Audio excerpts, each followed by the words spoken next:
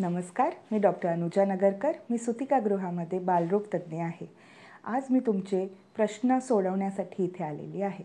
मला मोस्टली प्रश्न विचारले जातात की बाळाला दुधाच्या ऐवजी अजून काही दिले तर चालेल का?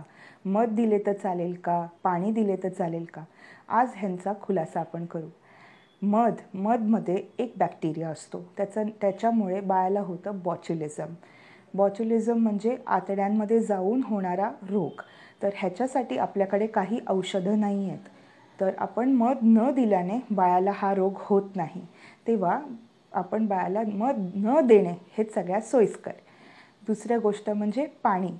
बाळाला पाणी द्यायचे नसते. बाळाला फक्त आणि फक्त आईचं दूधच द्यायचं असतं. बाळाला पाणी ह्याची गरज नसते, कारण आपल्या आईच्या दुधामध्ये पाणी, पोषक तत्व सगळंच असतं.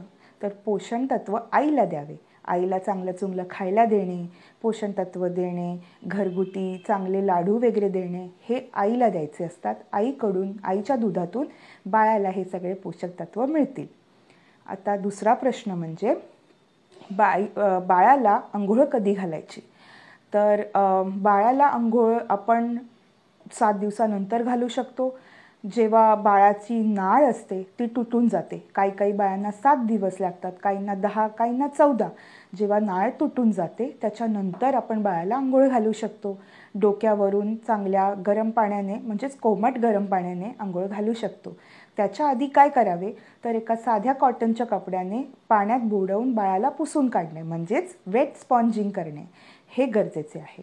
बाळाला स्वच्छ ठेवणे, बाळाला ड्राय ठेवणे आणि हायजेनिक ठेवणे गरजेचे आहे. आता मसाज करणे गरजेचे आहे की नाही? तर आधी सुरुवातीला जेव्हा बाळ खूप छोटं आहे, नवजात शिशु आहे, त्यावेळेला बाळाला हलक्या हाताने मसाज करणं गरजेचं आहे. बाळाला खेचून, ताणून, ओढून मसाज करू नये. आणि तेल कुठलं वापरावं तर फिगारो तेल जे ऑलिव्ह ऑइलचं असतं, नंतर बदाम तेल, राईचं तेल, हे तेल खूप हेवी तेल असतात. आपल्या महाराष्ट्रामध्ये एस्पेशली मुंबईमध्ये हवा खूप दमट आहे. त्यामुळे आपल्याला ह्या तेलांचा परिणाम वाईट होऊ शकतो, जसं की रॅशेस होणं. हेवी ऑइल्सने बाळाला एअर क्वालिटी मिळत नसते, त्याच्यामुळे रॅशेस होतात, पिंपल्स येतात, बॉईल्स येतात. तर ह्या गोष्टी अवॉइड करण्यासाठी साधं नारळाचं तेल वापरणं गरजेचं आहे. जर तुम्हाला खूप हाय लेवलचं ऑइल वापरायचं असेल तर व्हर्जिन कोकोनट ऑइल ह्या गोष्टीचा उपयोग करणे, किंवा जर मीडियम टू लो रेंजमध्ये जायचं असेल तर कुठल्याही प्रकारचं नारळाचं तेल, कोकोनट ऑइल चालेल.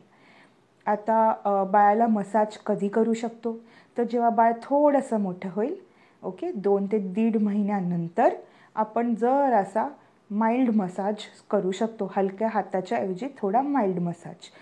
एकदम खेचून, ताणून, ओढून मसाज करू नये. धन्यवाद.